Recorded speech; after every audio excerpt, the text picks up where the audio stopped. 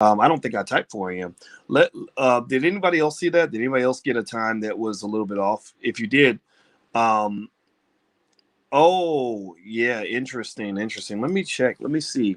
Maybe I need to double check my Zoom process because I definitely am not gonna meet you guys at 4 a.m. And if I did do something like that, I apologize. Gosh, that makes me feel so bad. Let's see here. I'm looking here to see what the Zoom.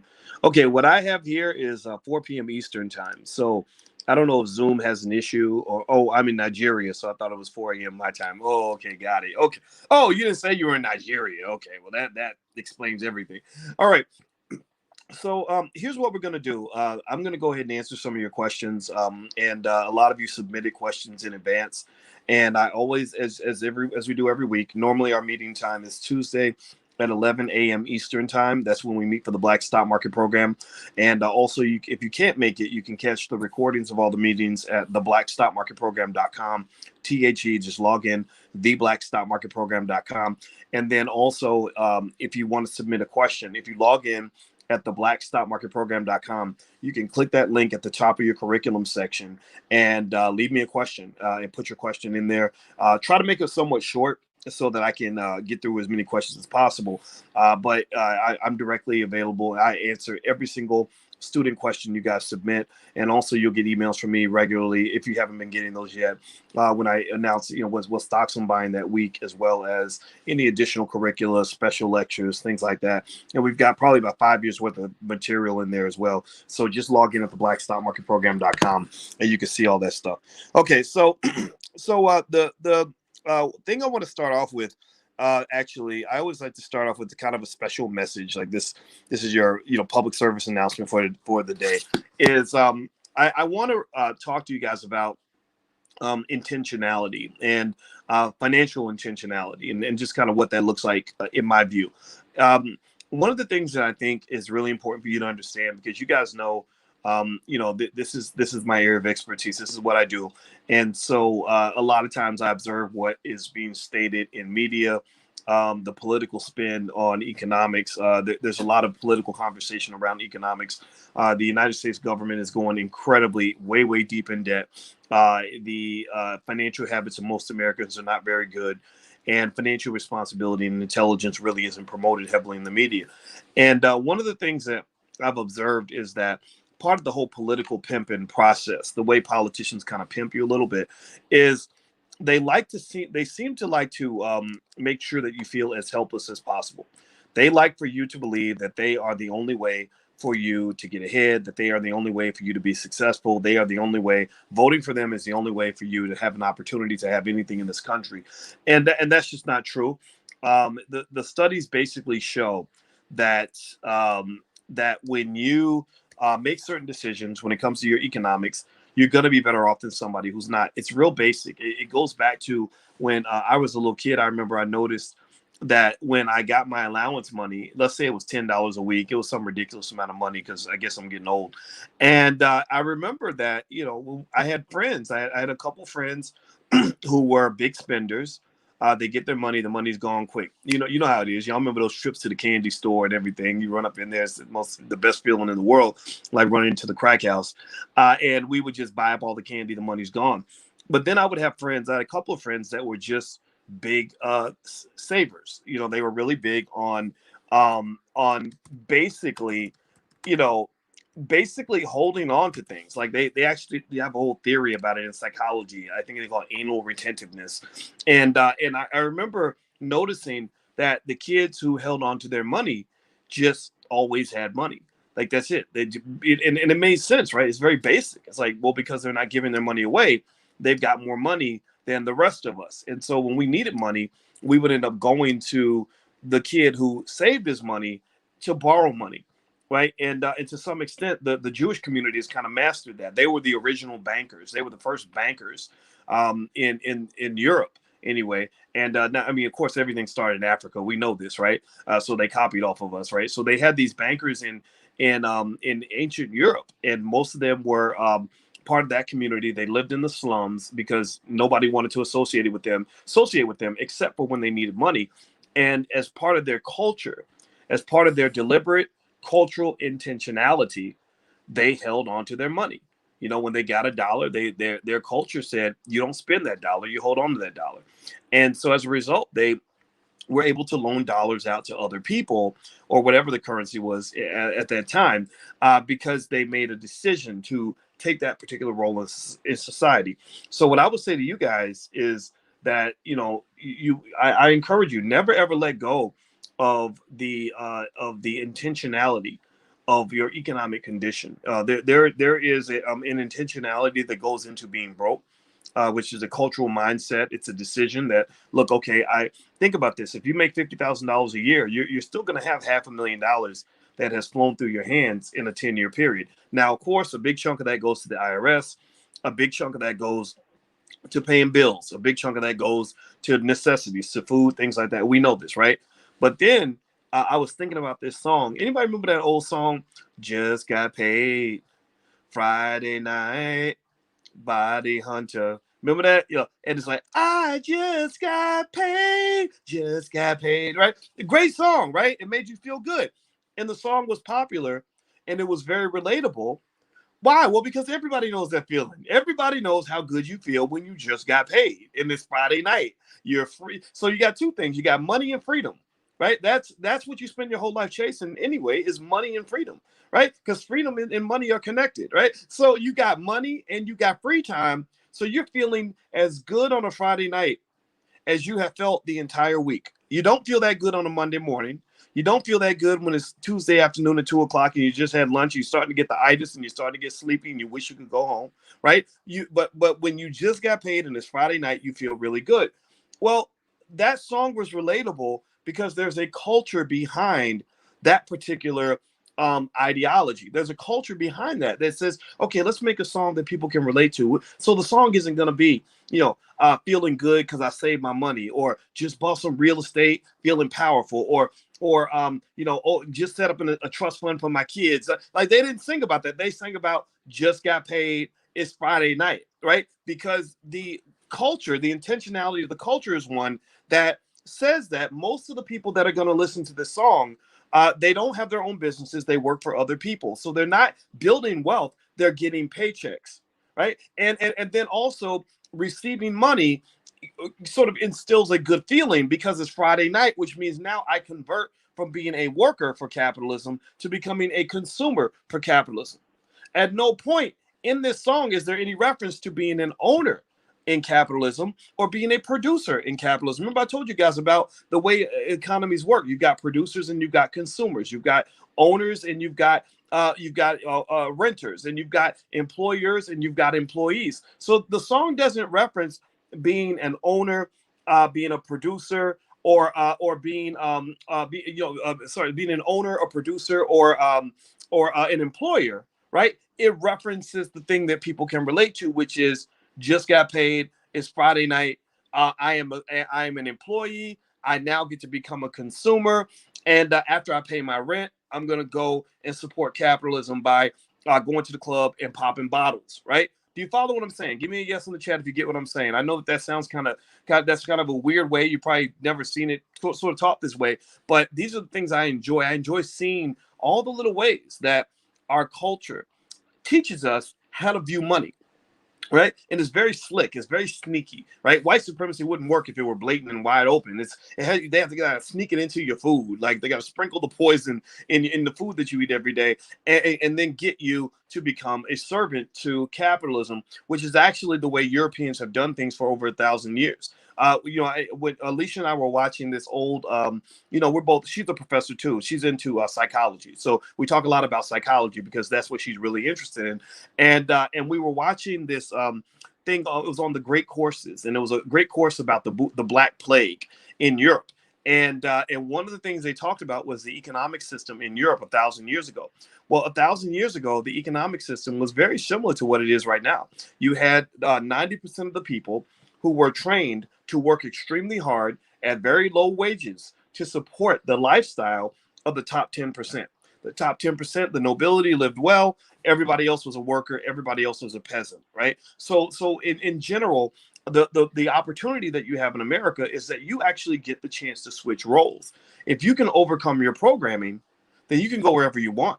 right? If you can just sort of get away from and just say, okay, this is not what I'm going to do, then you can go in a different direction. So the slavery is a little more subtle now. And as I mentioned, I love to mention to you guys that I don't think they're ever going to pay reparations for slavery, not anytime soon. But they've been giving you preparations for slavery since you were a child. So when people say, "Well, why is it that the public school system doesn't teach financial literacy? Why they teach everything else? They can teach you how Billy can have two daddies, but they can't teach you anything about about how to balance a checkbook or how to build wealth." Well, that's because that's not their job and not their goal. They don't want everybody thinking the way the billionaires and the millionaires think, because then there will be no workers to support the billionaires and the millionaires. Okay, so just keep that in mind. It's very important. Intentionality is really important. So be very intentional about how you train your children. Wealth doesn't tend to happen by accident. It tends to happen because somebody made a conscious decision or a conscious effort in order to get there. So I'm going to answer a few of your questions now. The questions that have been pre-submitted. Like I said, every week we will meet Tuesday. We always meet Tuesday at 11 a.m. Eastern, for those of you who are new.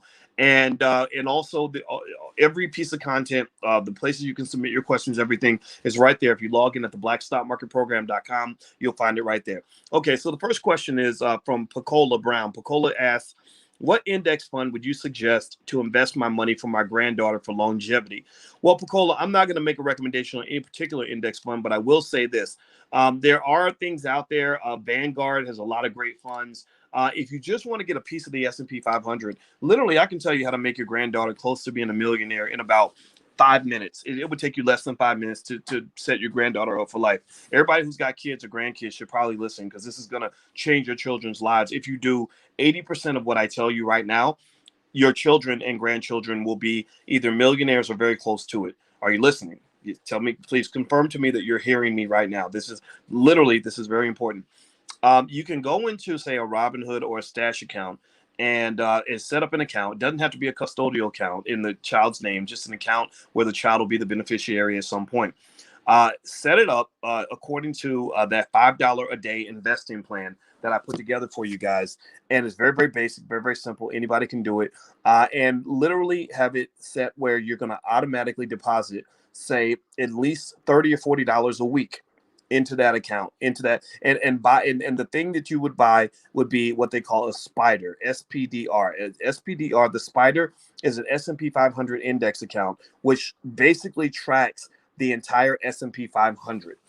Basically, what that means is that every week when that money's going in, your granddaughter is going to own a piece of McDonald's. They're going to own a piece of Nike.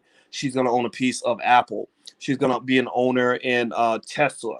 She's going to be an owner in Google, right? But little pieces of those companies. And if you do that consistently, then what happens is that based on the history of the stock market, if a person had done that for you when you were a child, just some small amount of money every week, then what happens with the $5 a day investing plan? I talked about the math to you guys before. I like to talk about it a lot because it's really the basic stuff, the little tiny changes that make all the difference in the world.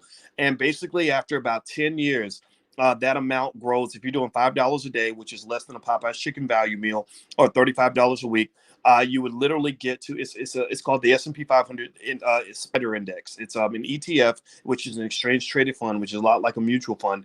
And basically, the ticker symbol is SPDR, by the way. And so after about 10 years, if you're doing the $5 a day investing plan, your child has about maybe $29,000 to $30,000 in the account. After a decade, after 20 years, they have about $100,000. After 30 years, they have $250,000. After 40 years, they have $750,000. So by the time they're 40, they've got $750,000. Now, if you flip that and did, say, $10 a day, which is about $70 a week, which is still less than what people put into their car note, then your child actually has double those amounts. So instead of having 30,000 at the 10-year mark, 100,000 at the 20-year mark, $250,000 at the 30-year mark, and $750,000 at the 40-year mark, they actually have 60,000 at the 10-year mark, 200,000 at the 20-year mark, $500,000 at the 30-year mark, and 1.5 million at the 40-year mark. And what's beautiful about this process is that anybody can do it. Finance and investing has become heavily democratized. This whole sort of dichotomous thinking that that if you live in a capitalist society, then you have no form of socialism or upward mobility. That's a complete lie. America is overly capitalist, but to say that there's no opportunity for social mobility is just not true. There are many people who, including many people on the far left, who are like Bernie Sanders, who makes millions of dollars a year. Who, many of whom may have started off with very little and actually grew into becoming wealthy people because they invested in education, and somebody bought a house. Their parents bought a home and left them a home. Little things like that, right? So, so the stock ownership thing, I think, is a great opportunity to ensure that, say, by the time that child is 30 years old, they've got hundreds of thousands of dollars. And this is a basic plan that requires actually no financial literacy. It's something you can actually do today that would take you probably less than 5 minutes to do. And the key idea is that you don't want to touch it at that point.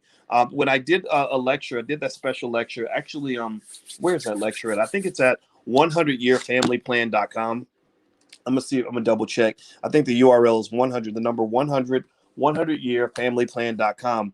I put together a special lecture on that page where basically I showed how a typical family, a regular family, just like you and I, regular people, could actually have $100 million in assets within, say a 100-year period, 2 or 3 generations, right? So this was big picture thing, and this was way out in the future, though. This is like 2 or 3 generations down, but still, it's one of those beautiful things where when you harness the power of compound interest, you can grow this into amazing things. But then what you do is, if you think about it in terms of like maybe military strategy, one thing I've noticed, like with military strategy, and I use this example because I have a lot of soldiers that follow me, because I love my soldiers. Like, first of all, because I respect soldiers, but then second of all, because they tend to, so my soldier friends don't spend as much time whining about a problem as they spend actually solving the problem. They execute the mission. So you're on a mission. You have a mission for your family. No matter what your situation is, you have a mission. So it's up to you to decide if you want to fulfill it or not.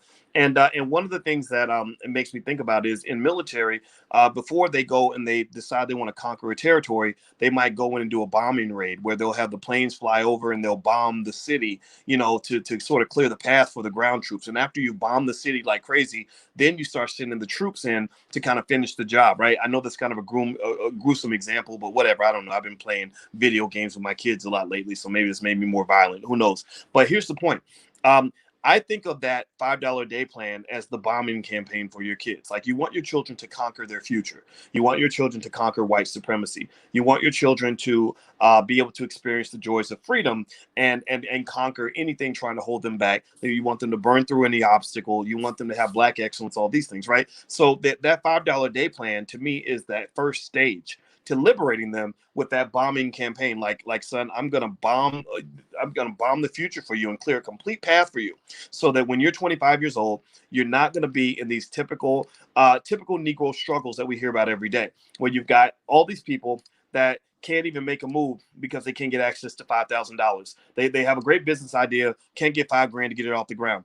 They really want to own a house, but they can't get 10 grand to go buy a house, right? Or they really want to quit their job, but they can't quit their job because they're so deep in student loan debt that they can't get out of it. So you're kind of bombing the future and clearing that path. I'm saying now you have no excuses. But then remember, after the bombing campaign, you send in the ground troops. So what would that analogy be? Well, to me, the ground troops would be preparing your child to be economically intelligent enough so that they know what to do with that opportunity. It's one thing. It's like if you think about basketball, it's one thing if I can clear a path for you to get an open shot, but it's another thing for you to know how to shoot the basketball. If it doesn't matter if I could give you the most wide open shot in the world, but if you throw the ball over the backboard, then it doesn't matter. It doesn't matter if I get you open, you're going to waste the opportunity. So the reason that most wealthy families lose all their wealth within 1 or 2 generations, 70% of wealthy families lose all their wealth in 1 generation, 90% of wealthy families lose all their wealth in 2 generations. The reason wealthy families lose all their wealth in 1 or 2 generations is because they did not go in for the kill. They did not complete the job. They cleared the path for the kids, and the kids threw the ball over the backboard because nobody taught them how to dribble and shoot. So for you, what you do is you want to make sure that your children, before they receive any other piece of these ridiculous educational curriculums that are out there, I see Norman says teaching our own. I'm sorry, but I think smart Black people, intelligent Black people, meaning the people that are in this room right now, we got more sense than everybody else. I'm sorry. The world is stupid. The world is crazy. A lot of y'all are like me. You were born on the wrong planet. You were born on the planet of ignorance and debauchery and, and rappers rapping about killing people and having sex with the devil and selling their vagina for $2, right? You live in a crazy world. So you've got more sense than the rest of the world does. So what you do is you use that common sense to say, okay, to solve this problem, I'm going to prepare my kids to go in for the kill. If you have two people and you hand each of them $500,000, their mindset will make all the difference in the world in terms of what happens to that money at that point. It's like NBA players. You got some NBA players who take their $10 million a year salary and they're going to flip it into $1 billion. They're going to be billionaires before they're done because they're smart, like LeBron James. But then you got some NBA players, like maybe Antoine Walker, who, you give him $10 million a year, the money's gone, right? Mindset is everything. Training and skills, everything. Even with LeBron, I doubt that LeBron has taken a bunch of classes on finance and investing, but I bet you the people around him have. I know that LeBron sends the people in his camp to school to learn the skills that he may not have because he says, my specialty is playing basketball. I'm focused on that. But you need to go to the Nike facility and learn how to negotiate contracts. You need to go to culinary school so that you can become my dietitian. You need to go and study with the people over at Fidelity or at the Harvard Business School to learn how to manage my assets. And then boom, you've got a great team. So with your children, if you prepare them when they're young, right, you groom them to be the children of a wealthy family, right? That's a different type of grooming. That's a different type of education. There, public school will teach them how to be worker bees. Even state universities teach them how to be worker bees. Well, you're building wealth. You've cleared the path for your children. You've gone on the bombing run. So you've cleared out, opportunities for them that 95% of our kids don't even have. So your educational process has to be one that teaches them how to manage assets. For example, I have a friend whose father was wealthy. She actually lives in Africa. Her father was very wealthy from cows, and her grandfather had cows, and her great grandfather had cows, and they literally passed this generational wealth through cows, from one generation to the next.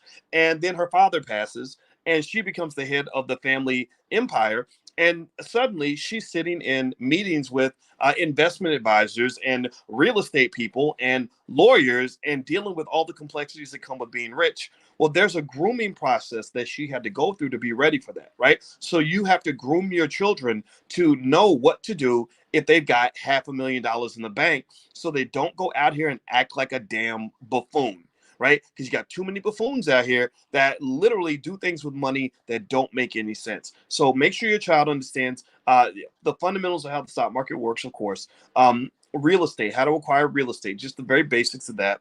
And lastly, the skill of how to run a business. They don't have to be a business owner. They don't have to be an entrepreneur, but they should understand the basics of entrepreneurship so that they can have the kind of creative thinking necessary to take that 500,000 or 300,000 that you leave them and flip that into $1 million or more. It's very easy to do if you know what you're doing. It's very hard to do if you don't. Okay. So intentionality and culture. Plan your empire. It will not come by accident. Nobody's going to give it to you. It will not come through a lottery ticket or a record deal or an NBA contract. It's going to come from you making a plan and you planting the seed. Got it?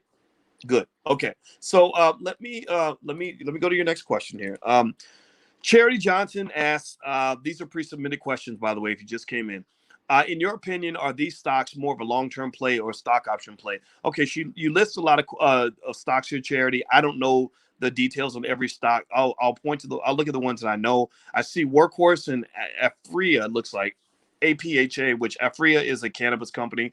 I see Afria and Workhorse as option plays, meaning that I used to own Workhorse in order to sell the options. Now, those of you who bought Workhorse, just know that there's a big class action lawsuit happening with Workhorse where a group of investors are alleging that the stock price was artificially pumped up by management by basically overstating the potential that they were going to actually get that U.S. Postal Service contract to make those electric vehicles. So there are a lot of people alleging various types of fraud.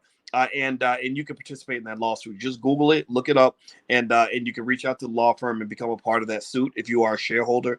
I personally made a lot of money from Workhorse because I wasn't waiting for Workhorse stock to go up.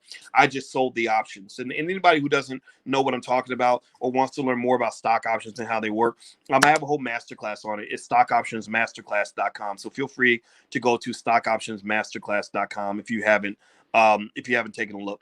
Okay. So the next thing that the next question I'm looking at here is she says, what's the rule of thumb for the number of shares to purchase and in order to really see a 4-digit ROI?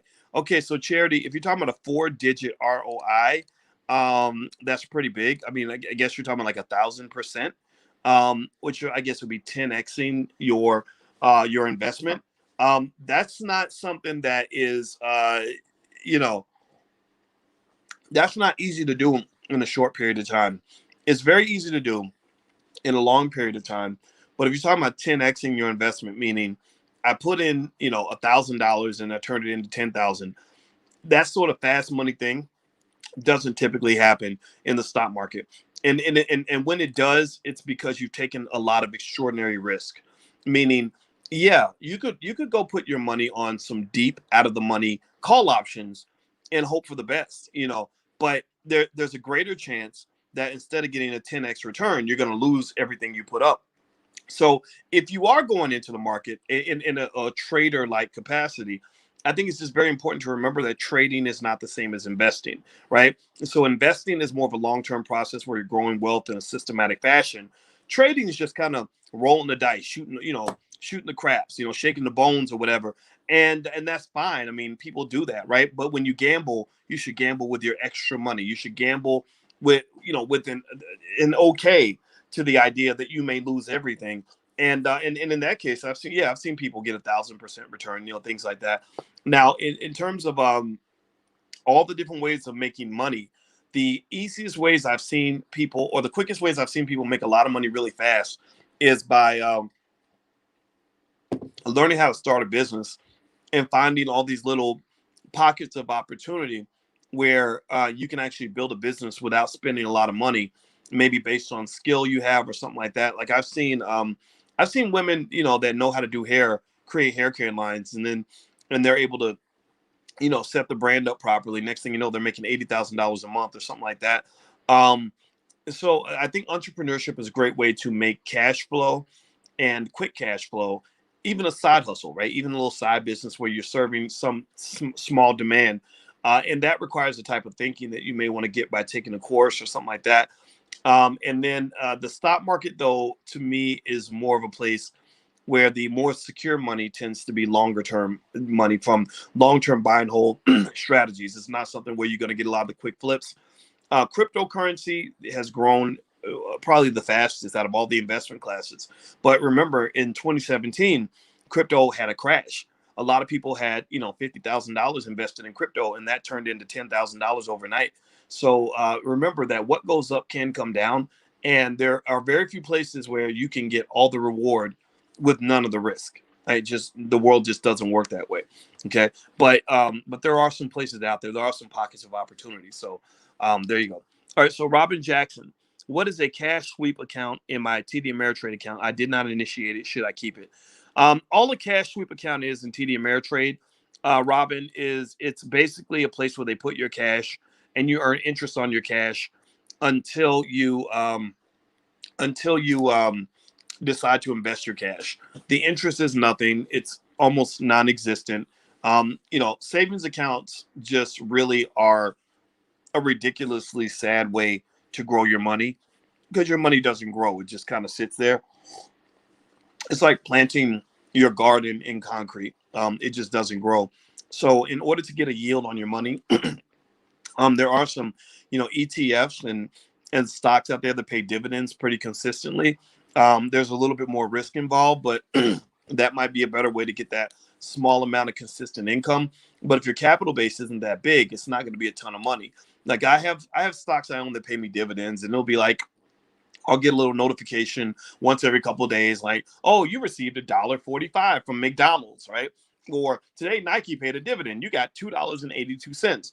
that's not really enough to really move the needle. And so I think I like selling stock options as a way to make a little bit more money. But everything you do that generates cash flow always comes with risk. So never think you're going to get away from that. That's always there. Terrell, let's see. Hey, Doc, I paid for a private consultation 2 weeks ago. Your support staff. Oh, okay. So Terrell, I think that was taken care of. So, so every now and then, I don't do a lot of private consultations, but if you wanted to do one, you can feel free to email support at theblackbusinessschool.com. That's support at theblackbusinessschool.com. The private consultations are not cheap. It's probably better to just talk to me in class. And that way you can submit your question. I'll answer your question. But sometimes people want to talk to me directly, and you can feel free to do that. And so, Terrell, I saw a note about you today, so I think they took care of you. Okay, so Philip Wright, Dr. Watkins, I don't want to work endless hours in business. Should I invest in existing e-commerce business or an e-commerce startup? I'm trying to understand the present future value of financial assets or both business models. Okay, so Philip, it looks like you got two questions there, but what I'll do is I'll collapse that into one discussion about not working endless hours in a business, and I think this is really important. A lot of you were led to believe that if you have a business, that you should be busting your butt and working, nonstop and everything else. And I'm not saying that that's a bad thing, right? I'm not saying that can't be part of the process, right? Where you start that business, you grind and you hustle, and I think I saw a brother that has a real great platform called Sleep is for Suckers or something like that. And I immediately said, wow, I like this guy a lot. He's smart, but I don't agree with that. I think sleep is for everybody, and I love to get my sleep because sleep is a part of my mental health. If I don't get enough sleep, I'm grumpy. My body starts to do weird things. And actually, there was a person who a guy who studied cancer, and he studied thousands of cancer patients around the world. And one of the things he found was that your likelihood of getting cancer, according to this person, was linked to how much sleep you got. Sleep was one of the factors in determining whether or not people get sick and have cancers. And it makes sense because when you sleep, your body is supposed to, that's when it regenerates itself and all that. And so knowing yourself is really important. He also said that it was just as a little factoid. He linked it to, I think it was sleep, drinking enough water, which I got water right here. He said, literally going to the bathroom, getting those toxins out of your body, right? Just basic stuff that makes sense, right? And I remember learning this a long time ago that when I was thinking about the things that anybody seen that, I know it's a little bit of a tangent, but I promise you it's worthwhile. Did anybody see the movie Soul by Disney? Like Disney did a movie called Soul that had Jamie Foxx in it, and it was a really good movie. And basically, it was about sort of your soul and being in the zone, and really, whether you can be in a good zone or a bad zone. If you're in a bad zone, you're like stuck in a rut, and your life isn't worth, it doesn't have much meaning. But you're in a zone that way too. You're hypnotized by whatever crappy, mediocre life that you've chosen, right? Well, then you got other people that go into the zone where they're just, playing basketball, or they're a great artist, or they're a great musician or writer or whatever, right? And so one of the things that was interesting about the movie and the point that was made, which I thought was really great, was the whole time, and they always do this in movies, by the way, it's called the hero's journey. Like a lot of these movies have the same blueprint. And one of the things about his hero's journey is in the beginning, he's looking for one thing. And at the end, he gets the thing he's looking for, but realizes that the thing he really wanted was with him all along. So the whole movie, and this is a spoiler alert for anybody who hasn't seen it, but the whole movie, he wants to be this famous jazz musician. He wants to perform with the best jazz artists and everything. Like, that's a big deal. Like, I want to be famous. I want to be successful. I want to achieve my goal, right? And then he gets that. But then he looks back on his life and realizes that actually the essence of life kind of came from the little things, like, eating your favorite ice cream, or sitting to have a good conversation with your special friend, or I don't know, a nice walk in the park, on a Sunday afternoon. And I identify with that really well, because that was something I remember figuring out myself was, I spent all that time wanting to do all the all of these sort of surface things that all of us aspire to, right? It's like, okay, yeah, I'm gonna go out here and I'm gonna become really successful, and I'm gonna make sure everybody knows who Dr. Boyce Watkins is, and I'm gonna make money, and I'm gonna be highly educated, and I'm gonna win awards and all that, right? And I got all that, right? I've given speeches all over the planet. I've been on TV probably times now, maybe 500 times, or so, I don't know. I've made plenty of money and all these other things. And it was great. It was really fun. But here's what I figured out 20 years ago, maybe 15, 20 years ago, was I realized that really wasn't the key to my happiness. I realized, I said, man, this is terrible. Now that I have these things, I realize that I don't care. I don't, and maybe that's what it is. Maybe it's part of the process. Sometimes you got to get it in order to know that this really isn't the thing. Right. And if you ever see like really successful people who have $1 billion in the bank, who are like depressed and suicidal and on drugs, I believe it's because they really haven't found their joy and they haven't found their true purpose. They think their purpose was to become a famous actor, when really their purpose might have been something very basic, like, just finding your bliss by taking your afternoon nap and spending time with your kids. And so what I learned was that the things that, at least in my own life, in my own journey, that made me happy was literally little things like, number one, getting away from white people who hate my guts. I didn't like working for white people. I don't hate white people. I just don't want to work for them because it's terrible. Sleeping in, getting a chance, on days where I want to sleep in, I'll sleep till 11 o'clock because I want to sleep until I don't want to sleep anymore, right? Everybody thinks I don't sleep because I work a lot. No, I work a lot because I love what I do, but I sleep all the time. I take 2 naps a day, sometimes 3. Taking my afternoon nap. I wouldn't trade anything. There's no job you can offer me anywhere right now that would make me give up my afternoon nap.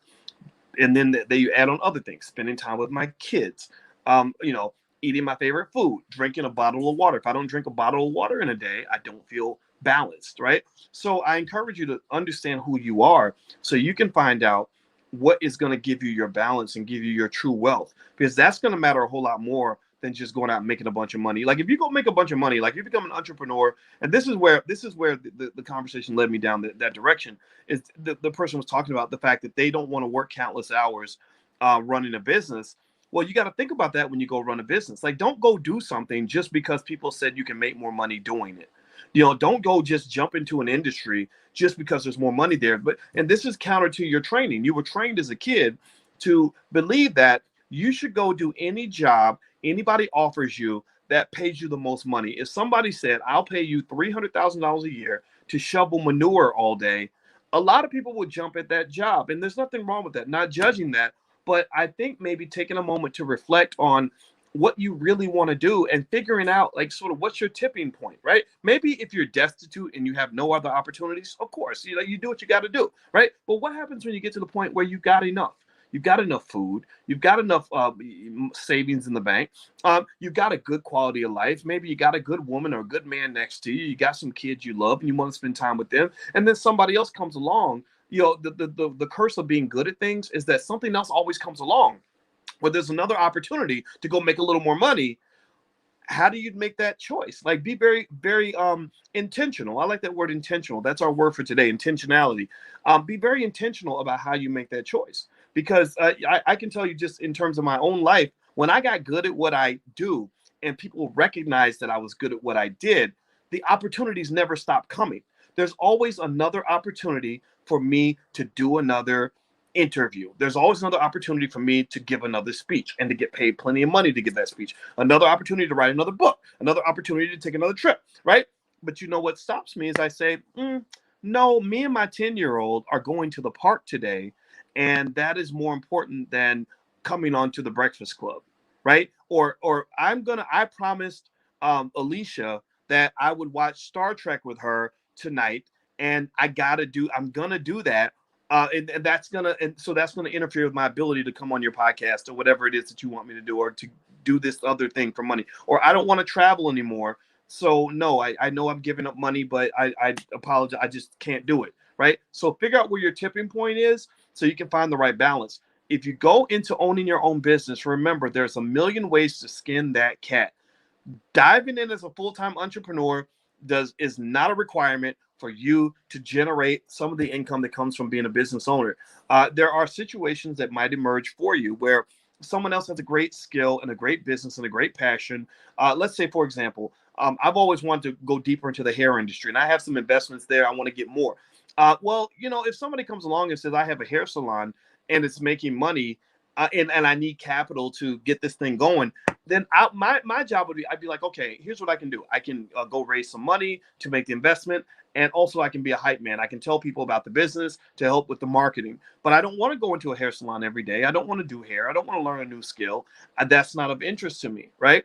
Remember, your time is actually your most valuable commodity, but you probably have been convinced to believe that money is the most valuable thing you can access. Well, the paradox is that if you're good at what you're doing, and after you finish making the moves that you're making right now, you'll get to a point where money isn't so scarce anymore, and you're going to have to shift back to understanding the value of your time. Do not let people waste your time. It's very, very important. Okay, so next question.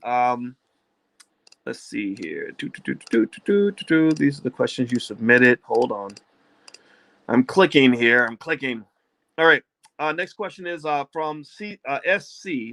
Hey, Dr. Boyce, what would be your recommendation platform or app for trading options in the UK? That's a good question. And shout out to all of the Black Londoners that listen every day. I love you all very much. I love Black London. I cannot wait to see you again. When I went to London and we did an event, and it was totally packed. Like, all you guys came out, and I just want you to know how much I love you. And London is actually one of my favorite cities anywhere. There are a few. I'm going to name a few in London. I got a little list of Saxo Market, Saxo Capital. There's a company called IG, a company called SpreadX, another company called Finco, FINECO. And all these companies allow you to do options trading. Another way you might want to deal with that is go to some of the bigger banks in London and just tell them what you're trying to do, and they can guide you to some sort of platform that will allow you to do that. Same thing is true for any country that you're in right now. Shaquan Talley. Good morning, Dr. Watkins. What would happen to the stock market if the app that I own is no longer available in the future?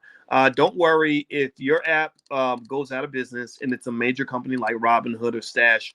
You're not going to lose your money. Your money is protected because remember, you own the stock.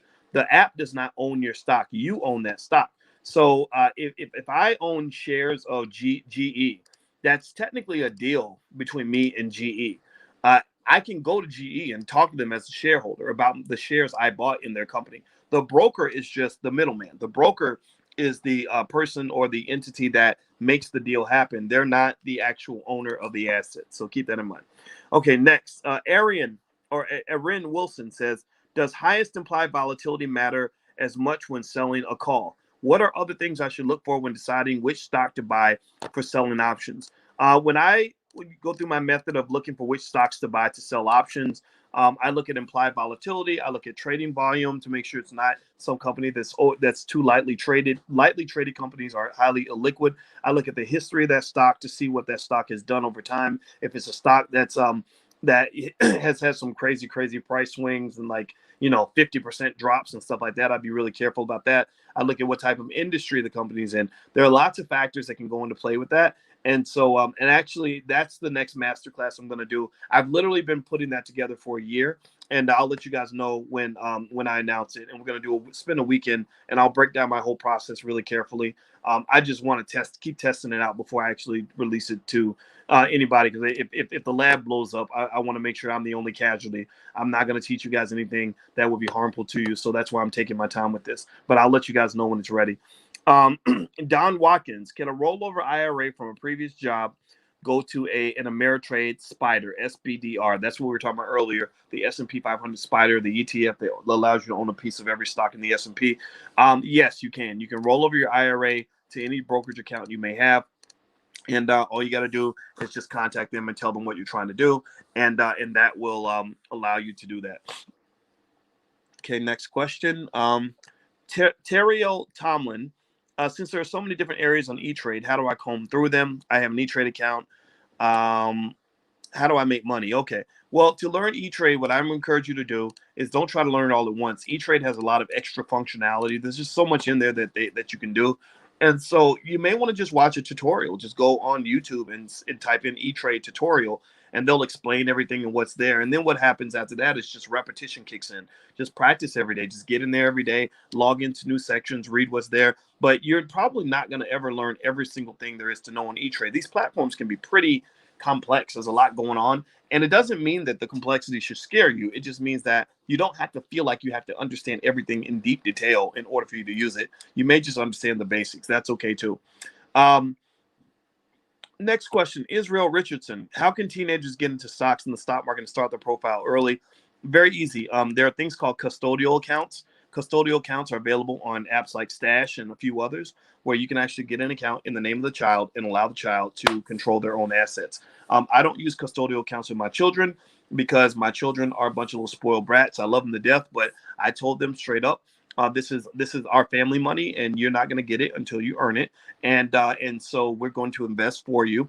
And if you act right, then the trust will release funds to you when you get about 25 years old. If you don't act right, like if you want to go take all our money and go spend it on your new boyfriend or something like that, that the trust will not allow that to occur. So ultimately, I that's my personal point of view, but I do think it's okay to allow them to have something in their name that allows them to trade consistently. But I'll tell you what, I'm not going to lie. It's really hard sometimes to get kids into money and investing. Some of you are lucky. I know in the Black Millionaires of Tomorrow program, we have a lot of teenagers that are literally making more money than most grown-ups. They literally have accounts of like $50,000 and stuff like that. Because they just naturally took to it. Like I was like that when I was 12. I wanted money. I wanted to, I was selling candy door to door. I was delivering newspapers. I got my first job as soon as I could. Like I literally started working in a restaurant when I was 14. I started selling candy door to door when I was 12 because I wanted to have money. But sometimes, when you raise these kids in the suburbs or whatever, where they never know scarcity, they've never known what it's like to not have enough food in the refrigerator, or to have things that they want and they can't get it. Like to go in, I remember going into a Wendy's and I fantasized about having enough money to eat at Wendy's. I swear to God. I remember thinking, my God, these cheeseburgers are $2.50. I can't afford to eat here. Right. And I remember thinking, man, it would be really nice. This is how stupid, this is the mind of a 8-year-old. But I remember thinking, man, I can't wait till get enough money where I can go to Wendy's and eat whatever I want, or I can go to the movies and I can get the $4 popcorn and a drink to go with it. Like those are my fantasies. Those are my financial fantasies.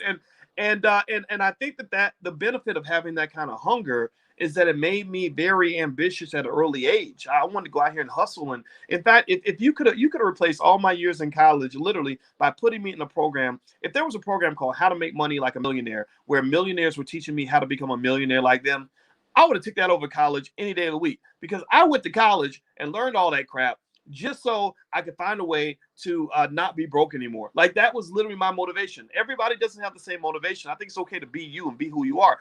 But literally that was what I wanted to know. Sometimes our kids don't have that. And that's what you got to kind of process as well. Is part of the reason that a lot of wealthy families lose their wealth in one generation is because your kids are cursed. You think that they're privileged when really they're cursed. Well, really, you are the privileged one, because there's a privilege in pain. There's a privilege in going through the struggle, right? There's a little bit of Black privilege. Black excellence tends to emerge from the Black struggle. People who are excellent at things are people that tend to have gone through the toughest training program, the most difficult experiences. They've overcome the worst obstacles, right? Those tend to be the strongest people. The people who never trained, the people who never had to overcome anything, the people who had everything that handed to them, those people are disabled. Like we think that that's privilege because everybody's caught up like, oh, that was so traumatic. We shouldn't put kids through trauma. And I get that. I totally get that. But, some of the experiences I had as a kid that would be defined as traumatic, which I'm sure that they were. I'm sure that there's something in all these psychology textbooks that would say that I was traumatized in an unfair way when I was a kid. Some of those experiences really made me strong. It made me grateful. It made me, it gave me determination. Like getting bullied at school. Like you remember back in the day when you go to school and some bullies like taking your lunch money and beating you up, and and you can't do anything because you're 10 and he's 14, and he's on the football team, and like stuff like that. Not to say I think every kid should have to go through that, because it was terrible, but those things give you survival skills. And so if you talk about I believe almost every tragedy, almost every difficulty can be flipped into a positive. And sometimes we forget about the positive. We're so focused on people always being comfortable all the time, no matter where they are, what they're doing, or whatever, that we forget that you're making them disabled when you never allow them to go through anything. So it's because I went through so much that I gained the hunger to become successful in so many other things, right? It was because Michael Jordan got cut. He went through the trauma of being cut from the eighth grade basketball team that he was fueled to go on to become the greatest basketball player or one of the greatest players in the history of the NBA. So just always remember the yin and the yang of that. You know, being privileged ain't always a privilege. Sometimes it's a disability. All right. So, Marcus, if investing in individual stocks, how many do you usually buy at once for each company? It really depends on how much money you have. It's really about spreading your money out. That's the key idea. And really, even deeper than that, though, you can buy one ETF or one mutual fund and be pretty well diversified. So don't even think you have to go buy a bunch of different stocks. It's really about style. It's about sort of the approach that you're most comfortable with. It's totally up to you. Okay. All right. So now what I'm going to do. So by the way, if you want to, if you send an individual question, you want to see your individual answer and everything else where you miss a session, we meet every Tuesday at 11 a.m. Eastern. You can log in at the blackstockmarketprogram.com to see the recording. You can also log in to see, all the shares, the different types of stocks that I'm buying each week. I've done this probably for well over a year, and there's this probably maybe 50 or 60 different entries in there. You can take a look at which stocks and why. And then also you can submit your questions to me. And also I encourage you to go to the blackstockmarketprogram.com, log in. It's theblackstockmarketprogram.com. And you can actually go in and leave your question as well and see the curriculum that's already there. There's a ton of curricula there. So if you go in there every day and just kind of watch some videos, not only I personally think that, I don't know, I personally think this is very entertaining and fun to talk about, right? So and I've been a weirdo for years, so you can go back and literally watch stuff that I did 2-3 years ago. But also it allows you to learn this stuff without the high pressure sort of approach where you have to take exams and know specifics. You don't have to know all the specifics in order to become an adequate investor. Okay, so log into the blackstockmarketprogram.com. Feel free to do that. And one thing I want to mention to you guys is actually we're doing we have the Black Business Lecture Series, which is kind of a Black version of TED Talks with Black entrepreneurs and millionaires that come through the Black Business School to talk about what they're good at. And this week we've got somebody coming in that's really, really good that you may want to take a look at. Her name is attorney Tanya Nebo. Tanya Nebo is an attorney out of Atlanta whose specialty, her superpower, is that she has helped dozens of families buy franchises. Franchises are a great way to make money because you have a proven business model that's out of the box where they train you, just like, when you took a class in school, they train you on the business model. So what that does is that keeps you from having to go through the stress of figuring out, well, what kind of business do I want to do? How do I do it? What's the best model? Right? That process of just figuring out what business you want to do and how to do it can take 5 years. I've seen people take 5-10 years to get their stuff together in terms of figuring their business out. Well, a franchise allows you to simply, pay some sort of setup fee and obtain a family franchise.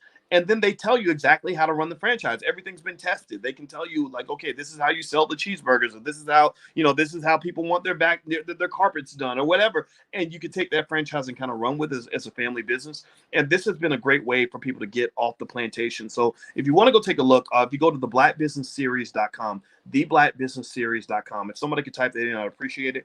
It's theblackbusinessseries.com. Her special master lecture is going to be on Thursday, I believe it's 7 or 8 p.m. It's on the landing page, and that's theblackbusinessseries.com. So feel free to go take a look at that.